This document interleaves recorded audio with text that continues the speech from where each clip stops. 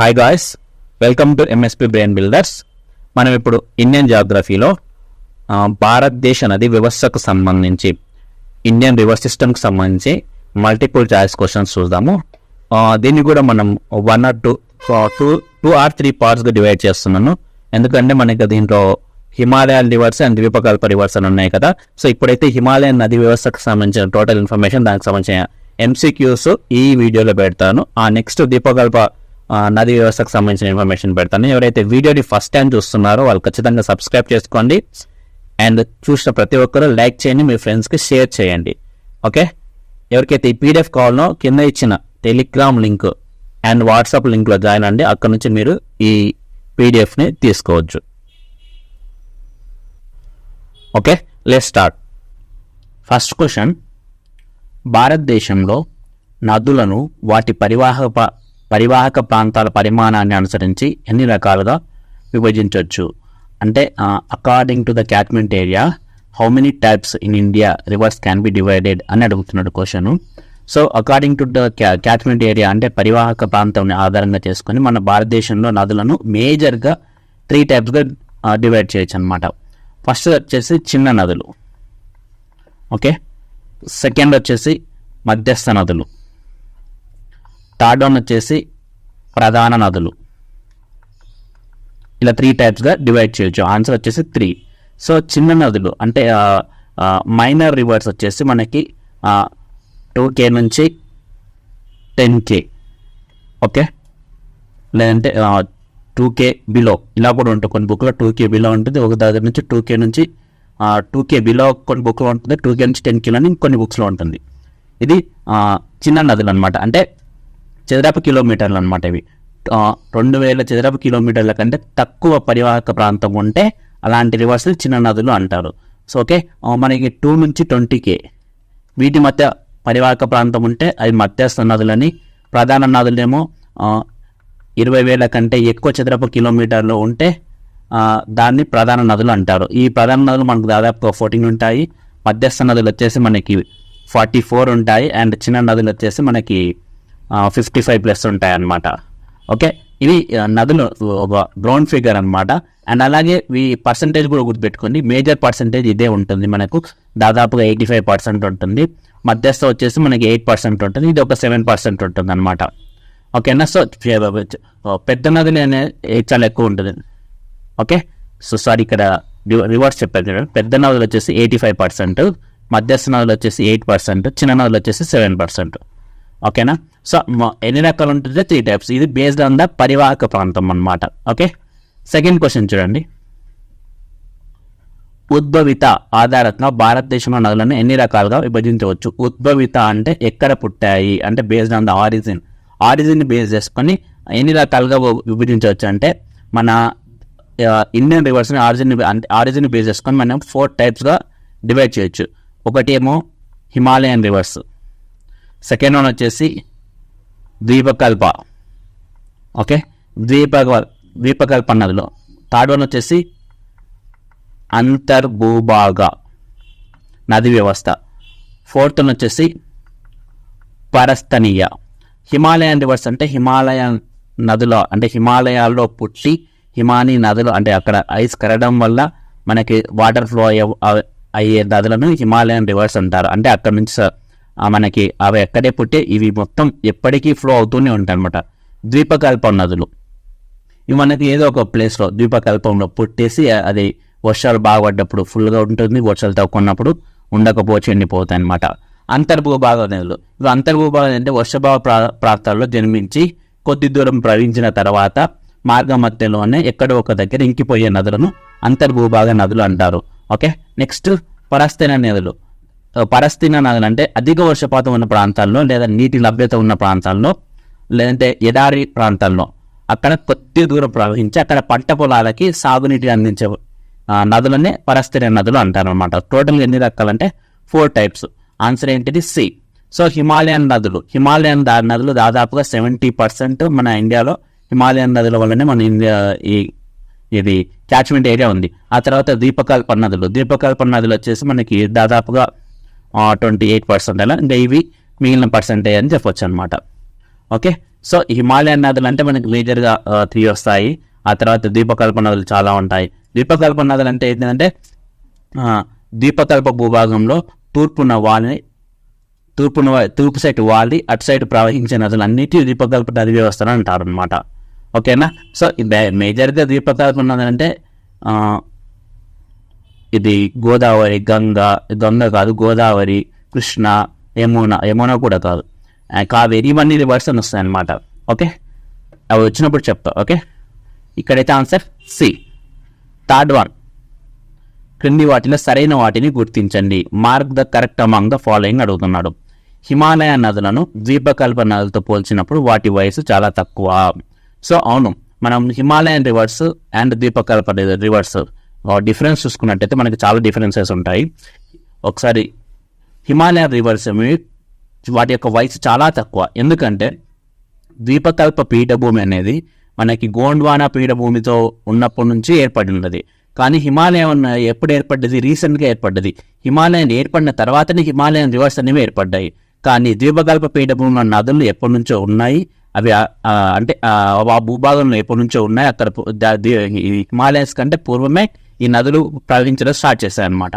So Himalayan rivers are the young rivers. ద్వీపకల్ప పీఠభూమిలో ఉండే రివర్స్ ఆర్ ఓల్డెస్ట్ రివర్స్ అనమాట. ఆరోగ్యకి ఇది మాత్రం కరెక్టే ఇక్కడ. నెక్స్ట్, హిమాలయ నదులు వి ఆకారపు గార్జుల గుండా ప్రవహిస్తాయి అనమాట. సో ఇది కూడా కరెక్టే. హిమాలయ నదులేమో వి ఆకారపు గార్జుల్లో ప్రవహిస్తాయి. అదే ద్వీపకల్ప నదులేమో అవి లోతైన లోయల గుండా ప్రవహిస్తాయి అనమాట. అది డిఫరెన్స్. సెకండ్, లోతైన లోయల గుండా ప్రవహిస్తాయి ద్వీపకల్పన. హిమాలయన్ రివర్స్ వచ్చేసి వి ఆకారపు గార్జెస్ని ఏర్పాటు చేస్తాయి అనమాట. నెక్స్ట్, హిమాలయ నదులు పునర్జీవ నదులు అంటారు. సో ఇది తప్పు. పునర్జీవ నదులు అంటే ఏంటిదంటే మళ్ళీ ముట్టే నదులు. ద్వీపకల్ప నదులను పునర్జీవ నదులు అంటారు. ఎందుకంటే బాగా వర్షం ఉన్నప్పుడు వాటర్ ఫ్లో అవుతుంది, ఎండాకాలం వచ్చినప్పుడు అది ఎండిపోతుంది, ఆ తర్వాత మళ్ళీ వర్షాకాలం వచ్చినప్పుడు మళ్ళీ అది పునర్జీవనం పొందుతుంది అనమాట. అందుకే వాటి పునర్జీవ నదులు అంటారు ద్వీపకల్ప నదులను. హిమాలయన్ నదులని ఎప్పుడూ ఫ్లో అవుతుంటాయి కాబట్టి దానికి ఎవ్రీ టైమ్ ఫ్లోయింగ్ రివర్స్ అంటారు. అంటే హిమాలయన్ రివర్స్ ఎప్పుడు ఫ్లో అవుతూనే ఉంటాయి. ఓకేనా. ఇది తప్పు. ద్వీపకల్ప నదులు నౌకాయానం అనుకూలమైనది. సో ఇది తప్పు. ద్వీపకల్ప నదుల్లో మనకి అనుకూలమైనది కాదు. హిమాలయన్ రివర్స్ మనకి నౌకాయానం అనేది చాలా చాలా అనుకూలమైనది అనమాట. ఓకే, ఇవన్నీ గుర్తుపెట్టుకోండి. సో ఇది తప్పు. ఇక్కడ 1, 2 అనే కరెక్ట్, 3, 4 అనేవి తప్పు. సో అడిగింది ఏంటిది? కరెక్ట్ 1 అడిగాడు. కరెక్ట్ 1 అంటే 1, 2 అనేది ఆన్సర్ అవుతుంది. డి అనేది ఆన్సర్ అవుతుంది. ఓకే, నెక్స్ట్ క్వశ్చన్ చూడండి. 4th question, river Indus originates from, అంటే సింధు నది ఎక్కడ పుట్టింది అని అడుగుతున్నాడు. సో సింధు నది మనకి కైలాస్ రేంజ్లో పుడుతుంది. సో సింధు నది గురించి కొద్ది ఇన్ఫర్మేషన్ చూద్దాం మనము. ఇక్కడ చూడండి, సింధు నది మనకి సింధు నది మేజర్గా మనకి టిబెట్, ఇక్కడ ఈ టిబెట్ కైలాస కొండల్లో మానస సరోవరం అనే ప్రాంతంలో దాదాపుగా 5,180 మీటర్స్ ఎత్తులో ఈ మన రివర్ అనేది పుడుతుందన్నమాట. ఎక్కడ పుడుతుందంటే గర్తించుకో ఈ గ్లేషియర్ దగ్గర పుట్టి అక్కడ నుంచి భారత్లోకి దామ్చోక్ అనే ప్లేస్లో ఎంటర్ అవుతుందన్నమాట. ఓకే, దామ్చోక్ అనే ప్రదేశం నుండి ఇండియాలోకి ఎంటర్ అవుతుందన్నమాట. ఓకే, భారత్లోకి దామ్చోక్ అనే ప్రదేశంలో ఎంటర్ అయ్యి ఆ తర్వాత టోటల్గా ఇది 2,800 కిలోమీటర్లు ప్రవహిస్తూ ఇక్కడ పాకిస్తాన్లో అరేబియా సముద్రంలో కలుస్తుంది. పాకిస్తాన్లో కరాచీ ప్లేస్లో అరేబియా సముద్రంలో కలుస్తుంది. సో ఇంత పెద్ద 2,800 కిలోమీటర్లు ప్రయాణించినప్పటికీ ఇండియాలో మాత్రం ఓన్లీ 708 కిలోమీటర్స్ మాత్రమే ప్రయాణిస్తుంది అనమాట. ఓకే, సో ఇది ఇంత దూరం ప్రయాణిస్తున్నాం. ఇండియాలో మేజర్గా ఓన్లీ లడాక్ అండ్ జమ్మూ ఈ 2 కేంద్రపాలిత ప్రాంతాల్లో మాత్రమే ప్రవహిస్తుంది. ఇంకా ఏ కేంద్రపాలిత ప్రాంతాల్లో ఈ సింధు నది అనేది, అంటే స్టేట్లో కానీ కేంద్రపాలిత కానీ ప్రవహించదన్నమాట. ఓకేనా. ఇంకా వీటి గురించి చెప్పాలంటే దాదాపు 3,21,000 చదరపు కిలోమీటర్ల క్యాచ్మెంట్ ఏరియా ఉంటుందన్నమాట దీనికి. సో వీటికి ప్రధానంగా వీటినేమో ఎడమ ఉపనదులు అంటారు, వీటినేమో కుడి ఉపనదులు అంటారు. సో వీటి గురించి కూడా చూడవచ్చు. మనకు మేజర్గా ఎడమ ఉపనదులు 5 ఉంటాయి, కుడి ఉపనదులు కూడా చాలా ఉంటాయి. సో మనకి ఇవన్నీ వచ్చేసి మనకి ఇవి కుడి ఉపనదులు. ఓకే, గిల్గిట్, ద్రాస్, కాబూల్ ఇవన్నీ కుడి ఉపనదులు. ఇవి సట్లాజ్, చీనాబు, రావి, ఓకే, జీలము, ఇవన్నీ వచ్చేసి మనకి ఇంకా మొత్తం ఈ ఎడమ ఉపనదుల్లో మనకి 5 ఇంపార్టెంట్ ఉపనదులు ఉంటాయి. వాటి గురించి కూడా డిస్కస్ చేద్దాము. సో అవి సట్లజ్, చీనాబు, బియాస్, రావి, సట్లజ్ ఇవన్నీ అనమాట. ఓకే, ఇవి ఎడమ ఉపనదుల్లో చాలా చాలా ఇంపార్టెంట్ అయినవి. ఓకేనా. సో మనకు మేజర్గా ఎక్కడ పుడుతుంది? కైలాస కొండల్లో ఈ సింధు రివర్ అనేది పుడుతుంది. ఆన్సర్ ఏంటిది? డి. ఓకే, నెక్స్ట్ క్వశ్చన్ చూడండి, 5th వన్. క్రింది వాటిలో సరి కాని వాటిని గుర్తించండి. సరి కాని అంటుండో. సో ఇందాకనే చెప్పాను, సింధు నది కైలాస కొండల్లో మానస సరోవరం వద్ద 5180 కిలోమీటర్ల ఎత్తులో జన్మిస్తుంది. కరెక్టే కదా, 5180 మానస సరోవరం దగ్గర కైలాస కొండల్లో. సింధు నది తన ప్రవాహంలో భారతదేశంలో 2800 కిలోమీటర్లు ప్రయాణిస్తుంది. ఇది టోటల్గా 2800 కిలోమీటర్లు ప్రవహిస్తుంది, కానీ భారతదేశంలో 708 ఆర్ 710 ఇలా గుర్తుపెట్టుకోండి, 70 కిలోమీటర్స్ మాత్రమే పెరుగుతుంది. సో ఇది తప్పు. సింధు నది భారతదేశంలో జమ్మూ కాశ్మీర్, పంజాబ్, లడాక్ రాష్ట్రాల్లో ప్రయాణిస్తుంది. సో పంజాబ్లో ప్రవహించదు, ఓన్లీ జమ్మూ అండ్ లడాక్లో మాత్రమే ప్రవహిస్తుంది. నేను చెప్తుంది ఓన్లీ సింధు నది, వాటి యొక్క ఉపనదులు మాత్రం ప్రవహిస్తాయి. ఓకే, సింధు ఉపనదుల్లో పొడవైన ఉపనది అయిన సట్లెజ్ సింధు నదికి కుడివైపు నుండి కలుస్తుంది. సో నేను ఇందాకనే చెప్పాను, సట్లెజ్ చూడండి, సట్లెజ్ ఇక్కడ ఉంది. సో ఎప్పుడైనా కానీ కుడి ఉపనద, ఎడమ ఉపనది అనేది వాటి రివర్ యొక్క ఫ్లోయింగ్ డైరెక్షన్ బట్టి చూడాలి. ఈ ఫ్లోయింగ్ డైరెక్షన్లో ఇదేమో రైట్ అవుతుంది, ఇదేమో లెఫ్ట్ అవుతుంది. సో సట్లెజ్ అనేది లెఫ్ట్ రివర్ అనమాట, లెఫ్ట్ ట్రిబ్యూటరీ అంటారు. బట్ ఇక్కడ అదేమన్నా రైట్ ట్రిబ్యూటరీ, కుడి ఉపనది అంటున్నాడు. సో ఇది తప్పు.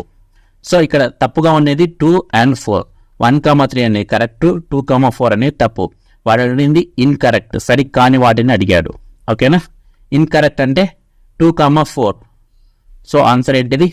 సి అనేది ఆన్సర్ అవుతుంది, 2, 4. ఓకే, ఇక్కడ సరిగ్గా లేదు, ఒకసారి చూడండి. సరి కానిది కదా, ఇన్కరెక్ట్ అని అడిగాడు. సో 2, 4 ఇజ్ 2, 4 కాదు, 2, 3, 4. 2, 3, 4 కరెక్టే ఇక్కడ.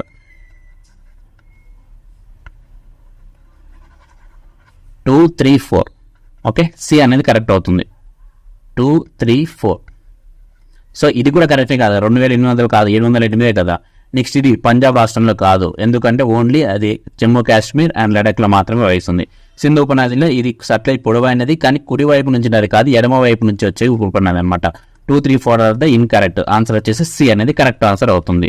ఓకేనా, ఒకసారి సింధుకు సంబంధించి ఇన్ఫర్మేషన్ టోటల్గా చూద్దాము. చూడండి ఒకసారి. సో మనకి సింధు నదికి మేజర్గా కుడి ఉపనదులు అండ్ ఎడమ ఉపనదులు ఉంటాయి. కుడి ఉపనదులు అంత ఇంపార్టెంట్ కాదు, కానీ ఎడమ ఉపనదులు మాత్రం చాలా చాలా చాలా ఇంపార్టెంట్.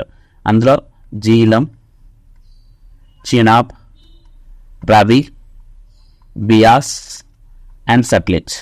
సో ఇవి చాలా చాలా ఇంపార్టెంట్ అనమాట. ఇందులో ఈ సట్లెజ్ గురించి టోటల్గా 1450 కిలోమీటర్లు ప్రయాణిస్తుంది. ఇది టిబెట్లో రాకా సరస్సు దగ్గర పుడుతుంది అనమాట. ఇది సింధు ఉపనదిలో చాలా పెద్ద ఉపనది ఇది. ఓకేనా, టోటల్గా ఇది ఇండియా, పాకిస్తాన్, చైనా ఈ 3 దేశాల్లో ప్రయాణిస్తుంది అనమాట. ఇది షిప్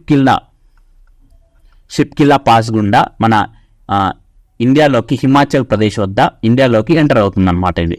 అండ్ ఇది పాకిస్తాన్లో మైదాన్ కోట్ వద్ద సింధు నదిలో కలుస్తుంది.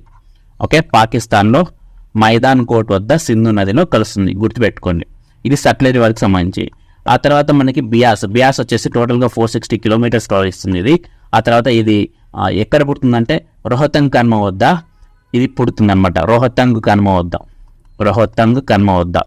ఓకేనా, ఇది ఇంకా దీని యొక్క ప్రత్యేకత గురించి చెప్తే ఇది భారత భూభాగంలో మాత్రమే ప్రయాణించే నది ఇది.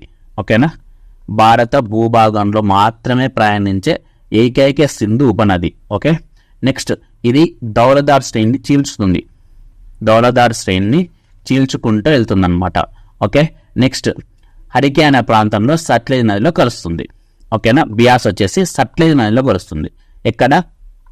హరికే అనే ప్రాంతంలో. ఇది బియాస్కి సంబంధించి. నెక్స్ట్ రావి వచ్చేసి టోటల్గా 722 కిలోమీటర్స్ ఉంటుంది. ఇది మనకి కులు పర్వతాలలో రోహతంగ్ కనుమ వద్ద పుడుతుంది. దీన్ని బారావతి లేదా లాహోర్ నది అని కూడా పిలుస్తారు. ఓకేనా, రావి. ఆ తర్వాత మనకు వచ్చేసి జీలం. ఇది 734 కిలోమీటర్స్. ఓకే, ఇది మనకి కాశ్మీర్లో వెర్నాగ్ వద్ద పుడుతుంది అనమాట. ఇది మనకి ఈ జీలం సరస్సు పక్కనే మనకి ఉల్లార్ సరస్సు ఉంటుందన్నమాట. ఓకే, నెక్స్ట్ ఇది భారత్ పాక్ అండ్ ఇండియాకి సరిహద్దుగా ఉంటుందన్నమాట ఈ జీలం రివర్. ఆ తర్వాత వచ్చేసి చినాబ్. ఇది దాదాపుగా 118 కిలోమీటర్స్ ప్రయాణిస్తుంది. ఓకే, చంద్రబాగా అనే 2 నదుల కలయిక వల్ల చినాబ్ నది ఏర్పడుతుంది. ఓకే, ఇది జస్కర్ శ్రేణిలో పుడుతుంది. ఆ తర్వాత సింధు ఉపనదుల్లో అతిపెద్ద ఇదే. సింధు ఉపనదుల్లో అతిపెద్ద ఉపనది ఇదే. ఇదేమో సట్లెజ్ ఏమో అతి పొడవైన ఉపనది, ఇదేమో అతి పెద్ద ఉపనది. ఓకే, ఇది దాదాపుగా 1450 కిలోమీటర్, అంటే అంత దూరం ఉంటుంది.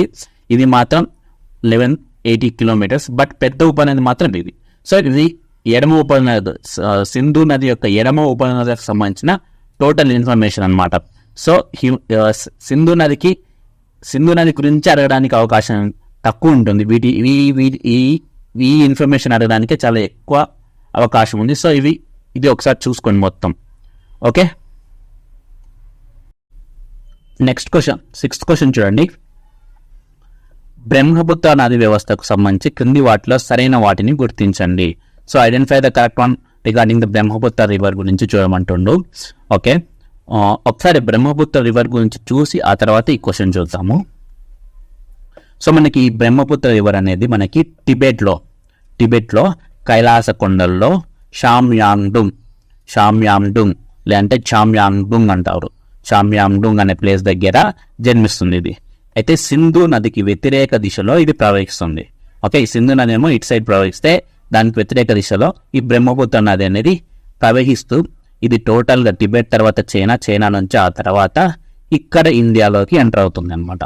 ఓకే, భారత్లోకి అరుణాచల్ సరిహద్దు ప్రాంతాల్లో నాంచా బర్వా అనే శిఖరం వద్ద ఇది జొదిల్లాలో ప్రవహిస్తుంది. ఓకేనా, దీనికి ఈ టిబెట్లో మనకి చాంగ్పో అనే అంటారనమాట ఈ టిబెట్లో. ఓకే, ఆ తర్వాత ఇది అరుణాచల్ ప్రదేశ్లో దిహుంగ్ అని, అస్సాంలో సెడింగ్ అని అంటారనమాట. ఆ తర్వాత ఇది టోటల్గా 2900 కిలోమీటర్లు ప్రవహిస్తుంది ఏది బ్రహ్మపుత్ర నది.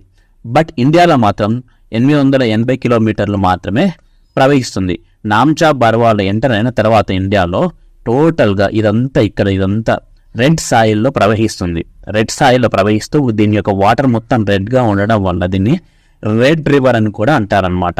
సో ఈ బ్రహ్మపుత్ర రివర్ని మనకి అస్సాంకి, టిబెట్ ఈ అస్సాంకి ఇది ఏమంటామంటే ఒక్క నిమిషం,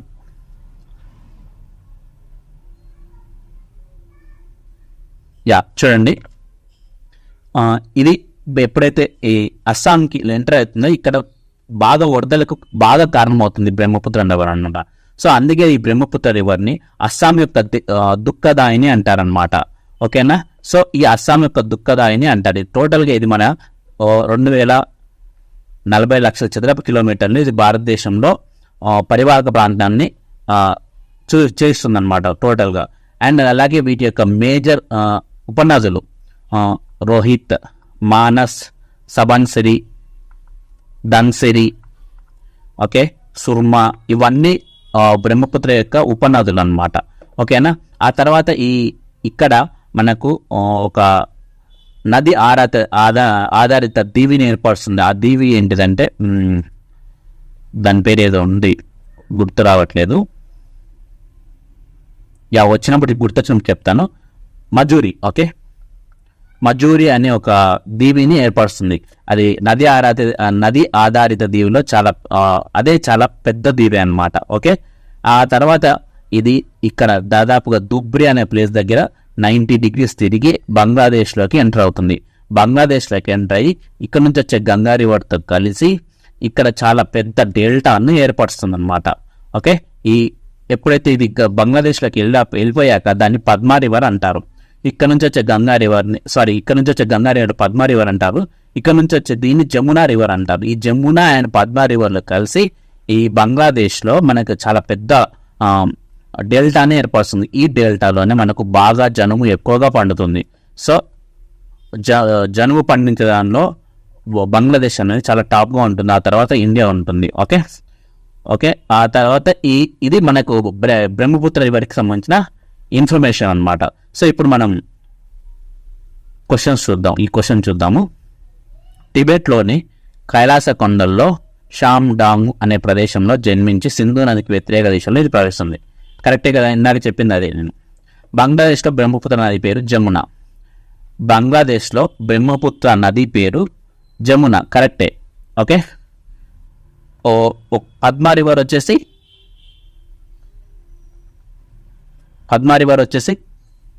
గంగా రివర్. ఓకేనా, దీని పేరేమో జమున. నెక్స్ట్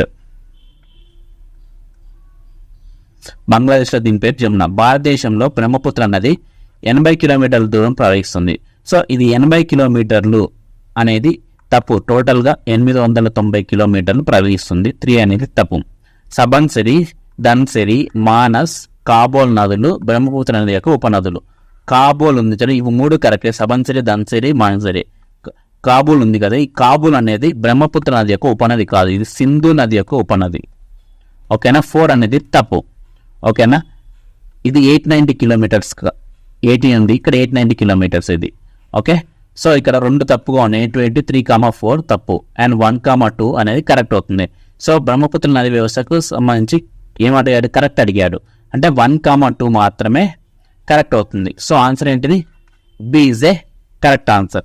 ఓకేనా, ఇది బ్రహ్మపుత్ర రివర్కి సంబంధించిన టోటల్ ఇన్ఫర్మేషన్ అనమాట. సో బ్రహ్మపుత్ర నదికి ఉపనదులు తీస్తా ఒకటి, ఆ తర్వాత బారక్, దెబంగ్. ఓకే, ఇవన్నీ గుర్తుపెట్టుకోండి. అండ్ ఇక్కడ ప్రపంచంలోకి ఇలా అతిపెద్ద నది ఆధారిత దీవి ఉందని చెప్పాను కదా, మజూలి దీవి ఇక్కడే ఉంటుంది. ఓకే, అది గుర్తుపెట్టుకోండి. అండ్ దీని పేరు బంగ్లాదేశ్లో జమున. ఓకే, అండ్ అలాగే టిబెట్లో ట్యాంగ్పో లేదంటే ఫ్యాంగ్పో. ఓకే, అది కూడా గుర్తుపెట్టుకోండి. అండ్ దీన్ని బంగ్లాదేశ్లో బాగా ఒక పెద్ద డెల్టాను ఏర్పడుతుంది. సో అది కూడా గుర్తుపెట్టుకోండి. ఇది బ్రహ్మపుత్ర నదికి సంబంధించిన information. Okay, next question. So ఇక్కడ కూడా ఉంచండి. ఇక్కడ నుంచి పుట్టి ఇక్కడ ఎంటర్ అయ్యి ఈ బ్రహ్మపుత్ర రివర్ ఇట్లా లోపలి ఈ జమునాగా పేరు మార్చుకొని బ్రహ్మపుత్రలో ఈ పద్మాతో కలిసి మేఘన రివర్గా ఫామ్ అయ్యి ఇక్కడ మనకి కలిసిపోతుంది అనమాట బే ఆఫ్ బెంగాల్లో. ఓకే, నెక్స్ట్ క్వశ్చన్ చూడండి. నెక్స్ట్ క్వశ్చన్ 7th క్వశ్చన్ చూడండి. ఏ నదుల కలయిక వలన గంగా నది ఏర్పడుతుంది? అంటే ఏ 2 కొలిజన్ వల్ల అంటే కాన్ఫ్లిక్ట్స్ వల్ల రివర్ గంగా ఫామ్ అవుతుంది అంటున్నాడు. ఆప్షన్స్ చూడండి, భగీరథ, భాగమతి, అలకనంద, రామ్గంగా. సో మనకి గంగా రివర్ అనేది మేజర్గా 2 రివర్స్ యొక్క కలయిక వల్ల ఏర్పడుతుంది. ఓకేనా, ఆ 2 రివర్స్ ఏంటంటే ఒకటి అలకనంద, ఇంకోటి భగీరథ. ఓకే, ఇక్కడ ఇమేజ్ ఉందనుకుంటే చూపిస్తా చూడండి. సో ఈ అలకనంద, ఈ భగీరథ, ఈ 2 రివర్స్ వల్ల మనకి గంగా నది అనేది ఏర్పడుతుంది. ఈ అలకనంద అనే రివర్ మనకి కుమయూన్ హిమాలయాలలో గర్వాల్ జిల్లాలో బద్రీనాథ్ సమీపంలో అలకనంద లేదా సంత్ పంత్. ఓకే, ఈ సంత్ పంత్ అనే హిమానీ నదంలో ఇది జన్మిస్తుంది. ఏది, ఈ అలకనంద అనేది. ఈ భగీరథ అనేది మనకి ఉత్తరాఖండ్ రాష్ట్రంలో కుమయూన్ హిమాలయాలో కేదార్నాథ్ సమీపంలో గంగోత్రి హిమానీ నదం. సో ఈ గంగోత్రి హిమానీ నదంలో జన్మిస్తుంది అనమాట. ఓకే, అలకనంద, ఈ భగీరథ, ఈ 2 కలిసి మనకు గంగా రివర్గా ఫామ్ అవుతాయి. సో ఇలా ఫామ్ అయ్యి ఇక్కడ ఫామ్ అవుతుంది కదా, ఇక్కడ ఫామ్ అయ్యే దగ్గర మనకి దేవప్రయాగ అని పిలుస్తారు అనమాట. భగీరథ అండ్ ఇలా భగీరథ కలిసే ప్లేస్ దగ్గర మనకి దేవప్రయాగ అంటారు. సో దీనికంటే ముందు మనకి కొన్ని నదుల కలయిక వల్ల డిఫరెంట్ ప్రయాగాస్ అంటారు. సో ఒకటి నందాకిని రివర్ కలవడం వల్ల నందప్రయాగ, పిండారి రివర్ కలవడం వల్ల కర్ణప్రయాగ, ఆ తర్వాత విష్ణు గంగా కలవడం వల్ల విష్ణు ప్రయాగ, ఆ తర్వాత మందాకిని చెప్పానా లేదు కదా, మందాకిని కలవడం వల్ల రుద్రప్రయాగ. ఓకే, ఆ తర్వాత భగీరథ కలవడం వల్ల దేవప్రయాగ. సో ఈ ప్రయాగాలు అనేవి మ్యాచింగ్గా అడుగుతాడు. ఓకేనా, చాలా చాలా ఇంపార్టెంట్, ఇవి ఖచ్చితంగా నేర్చుకోండి. ఓకేనా, సో ఏ నది కలవడం వల్ల ఏ ప్రయాగ అంటారు. మనకి ఇక్కడ నందాకిని కలవడం వల్ల నందప్రయాగ, అండ్ విష్ణుగంగ కలవడం వల్ల విష్ణుప్రయాగ, ఆ తర్వాత మందాకిని కలవడం వల్ల రుద్రప్రయాగ, భగీరథ వల్ల దేవప్రయాగ, ఆ పిండారి కలవడం వల్ల కర్ణప్రయాగ అనమాట. సో ఇవన్నీ ఈ పిండారి, ఓకే, ఇవి కలవడం వల్ల మనకి ఈ ప్రయాగాస్ అనేవి నేమ్ వచ్చేసాయి. సో ఇవన్నీ గుర్తుపెట్టుకోండి ఖచ్చితంగా, చాలా చాలా ఇంపార్టెంట్. సో ఇక్కడ ఏ ఆన్సర్ ఏంటిది, భగీరథ అండ్ అలకనంద.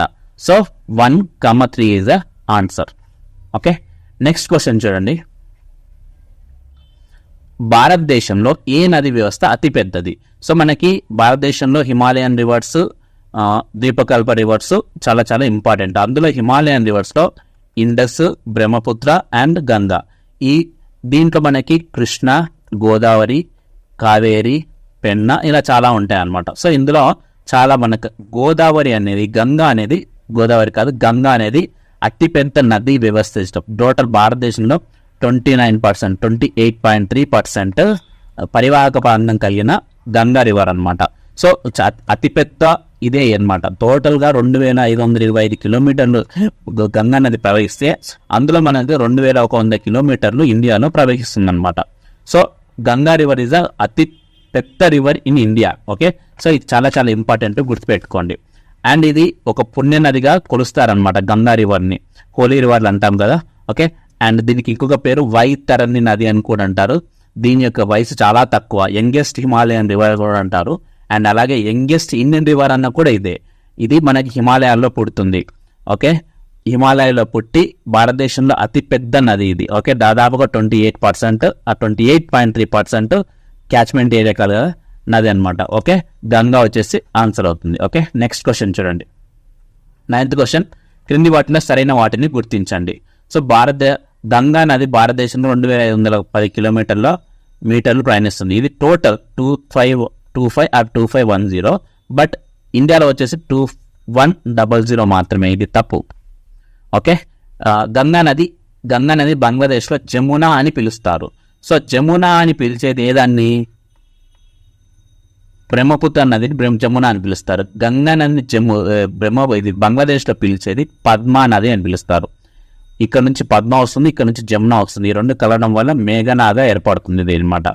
జమునా, ఇక్కడ నుంచి పద్మ, ఆ తర్వాత ఇది మేఘనాగా ఏర్పడుతుంది. ఈ మేఘనాదే ఇక్కడ బంగ్లాదేశ్లో మనకి అతిపెద్ద డెల్టాని ఏర్పడుతుంది అనమాట. ఓకే, రామ్గంగా, కోసి, గండక్ నదులు హిమాలయాల్లో జన్మించి కుడివైపు నుంచి గంగా నదిలో కలుస్తాయి అంట.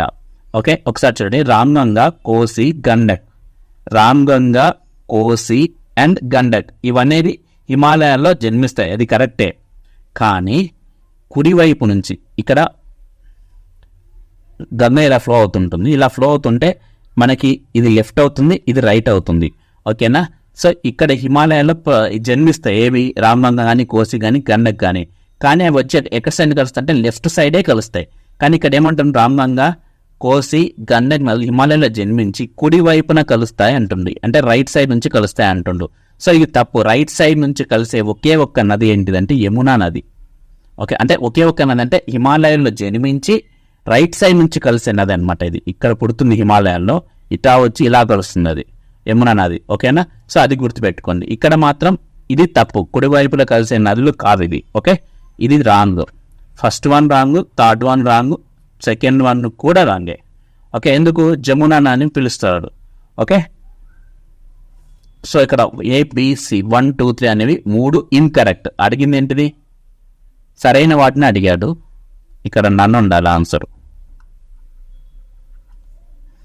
ఓకే, గంగా నది భారతదేశంలో 205 కిలోమీటర్. ఓకే, సో టోటల్గా 2525 కిలోమీటర్స్ ప్రయాణిస్తే అందులో ఇండియాలో మాత్రం 252100 కిలోమీటర్స్ ప్రవహిస్తుంది. కొన్ని బుక్లో నాకు తెలిసి 2510 అని కూడా ఉండొచ్చు, but this is the correct అనుకుంటున్నా. ఒకసారి చూసుకోండి, ఓకేనా? అంటే ఇండియాలో ఎంత ప్రవహిస్తుందని చూసుకోండి. ఓకే, ఇది గంగా నదికి సంబంధించి. వీటికి గంగా నదికి కూడా మనకి మేజర్గా 3 ఉపనదులు ఉంటాయి. అంటే 3 ఉపనదులు అంటే 3 టైప్స్ ఆఫ్ ఉపనదులు ఉంటాయి. ఒకటి హిమాలయాల్లో పుట్టి కుడివైపున కలిసేవి, హిమాలయాల్లో పుట్టి ఎడమ వైపున కలిసేవి, అండ్ ద్వీపకల్పంలో పుట్టి ఎడమ వైపున కలిసేవి అనమాట. అంటే ఈ 3 టైప్స్ ఆఫ్ ఉపనదులు ఏ దానికి ఉంటాయంటే ఈ గంగా రివర్కి ఉంటాయి అనమాట. ఓకేనా? వీటి గురించి కూడా చూద్దాం. ఓకే, ఒకసారి చూడండి, అవి కూడా ఈ ఎగ్జాంపుల్స్ చూడండి.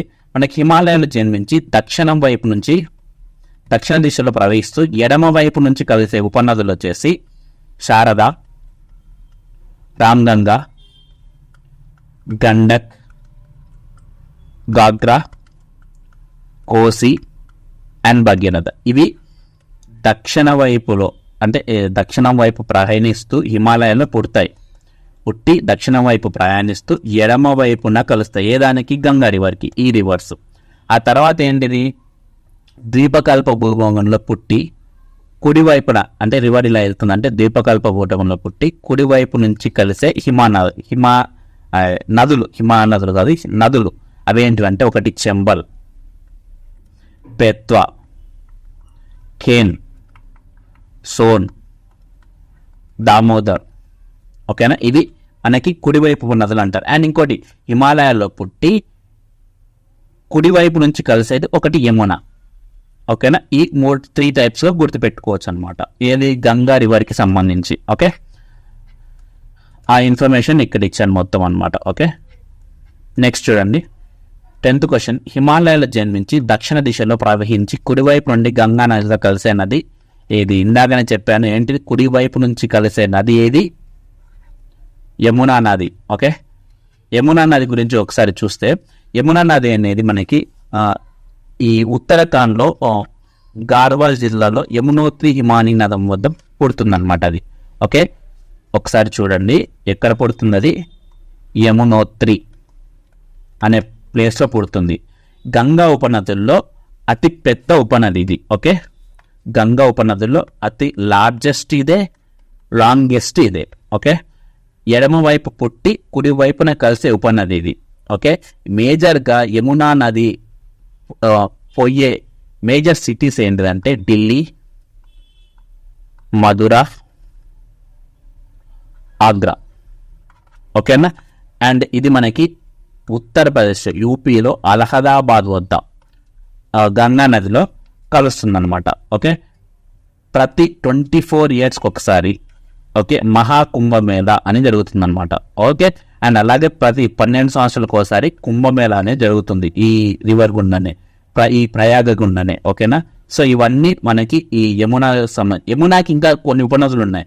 అవేంటంటే చంబల్, ఇందాక చెప్పాను కదా, చంబల్, బెత్వా, కెన్. ఇవన్నీ వచ్చేసి ఫస్ట్ యమునా నదిలో కలుస్తాయి. ఆ యమునా నది వెళ్ళి గంగా నదిలో కలుస్తుంది అనమాట. యమునాకు ఉపనది చంబల్, బెత్వా, కెన్. ఇవి వచ్చి యమునా నదిలో కలిసి యమునా నది వెళ్ళి మళ్ళీ గంగాలో కలుస్తుంది. ఇది మనకి గంగా రివర్కి సంబంధించిన ఇన్ఫర్మేషన్, అంటే యమునా రివర్కి సంబంధించిన information. Okay, next question. Yamuna నది త్వరలో ఉన్నది. యమునా నదికి అతిపెద్ద ఉపనది ఏది? సో యమునా నదికి అతిపెద్ద ఉపనది అంటే చంబల్. ఇందాక నేను చెప్పాను కదా, చంబల్, బెత్వా, కెన్, హిడెన్. ఇది కూడా యమునా నది ఉపనదే. అందులో పెద్దది ఏదంటే చంబల్. ఓకే, ఈ చంబల్ మనకి మేజర్గా మధ్యప్రదేశ్లో పుడుతుంది. ఓకేనా? మధ్యప్రదేశ్లో పుట్టి రాజస్థాన్, యూపీలో ప్రవహిస్తుంది అనమాట. టోటల్ 3 స్టేట్లో మనకి ఈ చంబల్లో బ్యాడ్ ల్యాండ్స్ అనేవి చాలా ఎక్కువ ఉంటాయి. మీరు విక్రమార్కుడు సినిమా కానీ, ఖైదీ సినిమా కానీ చూస్తుంటే అక్కడ బ్యాడ్ ల్యాండ్స్ అనేవి బాగా కనబడతాయి. అక్కడ మనకి వ్యవసాయం చేసుకోవడానికి వీలు ఉండదు అనమాట. అందుకే అక్కడ ట్రాన్స్పోర్ట్ అనేది సరిగ్గా ఉండదు. అందుకే అక్కడ ఉన్న వాళ్ళు చాలా మంది దొంగలుగా మారుతూ ఉంటారు అనమాట. ఓకేనా. సో ఇక్కడ ఇది ఈ చెంబల్ అనేది దీపకల్ప అనేది అయినా కానీ పైకి వెళ్ళి అక్కడ కందర్ భూములకు సంబంధించి అంత ఇంత వాటర్ని అందిస్తుంది అనమాట. ఓకేనా. సో ఈ చెంబల్ ఈ నది పరివాహక ప్రాంతంలో గూఢచారులు ఎక్కువగా ఉంటారనమాట. ఓకే, ఈ చెంబల్కి ఉపనది ఏంటిదంటే బనాస్ అని చెప్పొచ్చు. ఓకే, చెంబల్కి ఉపనది బనాస్. ఓకే, ఇంకా మధ్యప్రదేశ్లో జనపాబో కొండల్లో ఇది పుడుతుందన్నమాట. ఓకే, యమునా నది ఉపనదుల్లో అతిపెద్ద ఉపనది ఈ చెంబల్ ఉపనది. ఈ చెంబల్ ఇంకో రకంగా గంగా యొక్క ఉపనది అని కూడా చెప్పొచ్చు. ఓకే, నెక్స్ట్ క్వశ్చన్ అండ్ ఇదే లాస్ట్ క్వశ్చన్. అంటే హిమాలయన్ రివర్కి సంబంధించి ఇన్ఫర్మేషన్లో లాస్ట్ క్వశ్చన్ ఇది. ఓకే, ఇది అయిపోయిన తర్వాత నేను నెక్స్ట్ ద్వీపకల్ప నది వ్యవస్థకు సంబంధించిన టోటల్ ఇన్ఫర్మేషన్ ఇంకొక వీడియో ద్వారా పెడతాను. సో దాంట్లో మనకి మహానది, గోదావరి, కృష్ణ, కావేరి ఇవన్నీ వస్తాయన్నమాట. పెన్నా అవన్నీ, వంశధార అవన్నీ దాంట్లో వస్తాయన్నమాట. ఓకే, ఇది మాత్రం మేజర్గా సింధు, ఇండస్, బ్రహ్మపుత్ర అండ్ గంగా వీటికి సంబంధించిన ఇన్ఫర్మేషన్ చెప్పడం కోసమే ఈ ఫస్ట్ వీడియో. ఓకే, సో చూడండి, దామోదర్ దీన్ని బెంగాల్ దుఃఖదాయిని అని పిలుస్తారు. కరెక్ట్ అడుగుతున్నాడు. దామోదర్ నదిని బెంగాల్ యొక్క దుఃఖదాయిని అని పిలుస్తారు అంటున్నాడు. సో కరెక్టే ఇది. దామోదర్ నది మనకి చోట్నాపూర్ పీఠభూమిలో టోరీ అనే ప్లేస్లో పుడుతుందన్నమాట. వెస్ట్ బెంగాల్లో పుట్టి స్వారో ఆఫ్ వెస్ట్ బెంగాల్ అంటారు దీన్ని. ఓకే, స్వారో ఆఫ్ వెస్ట్ బెంగాల్ అంటారు. బెంగాల్ దుఃఖదాయిని అంటారు. ఎందుకంటే ఫ్లడ్స్ ఎక్కువగా రావడం వల్ల బాగా బెంగాల్ అనేది బాగా నాశనం అయిపోతుంది అనమాట. సో ఇది మనకి కుడి ఉపనది, ఏదానికి? గంగాకి. నెక్స్ట్ దామోదర్ నది యొక్క హిమాలయ నది కాదు ఇది దామోదర్ నది, ఇది ద్వీపకల్ప నది. 2 అనేది తప్పు అవుతుంది. ఇది హిమాలయ నది కాదు, ఇది ఏది? ద్వీపకల్ప నది. నెక్స్ట్ అండ్ అలాగే దామోదర్కు సంబంధించి ఇంకా చూడండి, దీనికి కోనల్ అనే ఒక ఉపనది కూడా ఉంటుంది, బర్కర్ అనే ఇంకో ఉపనది కూడా ఉంటుంది. ఓకేనా. ఇది నెక్స్ట్ కోసి నది సన్కోష్, తామర్కోష్ అనే 2 నదుల కలయిక వల్ల ఏర్పడుతుంది. కోసి నది మనకి మేజర్గా 3 నదుల కలయిక వల్ల ఏర్పడుతుంది. ఆ 3 అంటే సన్కోసి, తామర్ కోసి, అరుణ్ కోసి అనే 3 నదుల కలయిక వల్ల మనకి ఈ కోసి నది ఏర్పడుతుంది. ఇది తప్పు. 2 నదుల కలయిక వల్ల కాదు, 3 నదుల కలయిక వల్ల మనకి కోసి నది ఏర్పడుతుంది. అండ్ అలాగే ఈ కోసి నదిని బీహార్ దుఃఖదాయిని అంటారు. సో ఇది కరెక్టే, బట్ ఇది తప్పు, ఇది తప్పు. 1,4 కరెక్ట్, 2,3 తప్పు. ఓకేనా. సో కోసి నది మనకి టిబెట్, నేపాల్, సిక్కిం సరిహద్దుల్లో పుట్టి మనకి అక్కడ సెన్కోసి, తామర్కోసి, అరుణ్కోసి 3 యొక్క ఉపనదుల కలయిక వల్ల ఇది ఏర్పడుతుంది. ఓకే, దీన్ని బీహార్ యొక్క దుఃఖదాయిని అంటారు. ఓకేనా. సో మనకి ఇక్కడ 1, 4 అనేవి కరెక్ట్, 2, 3 అనేవి తప్పు. వాడు అడిగింది ఏంటిది? కరెక్ట్ అడిగాడు అంటే 1, 4 అనేది కరెక్ట్ అవుతుంది. బి అనేది కరెక్ట్ ఆప్షన్ అవుతుంది. ఓకేనా. ఓకే, ఇంతటితో మనకి హిమాలయ నదీ వ్యవస్థకు సంబంధించిన MCQs అయిపోయాయి. నేను MCQs ఎక్కువగా పెట్టకపోవడానికి కారణం ఏంటంటే చాలా క్వశ్చన్స్ అడుగుతాడు అనమాట.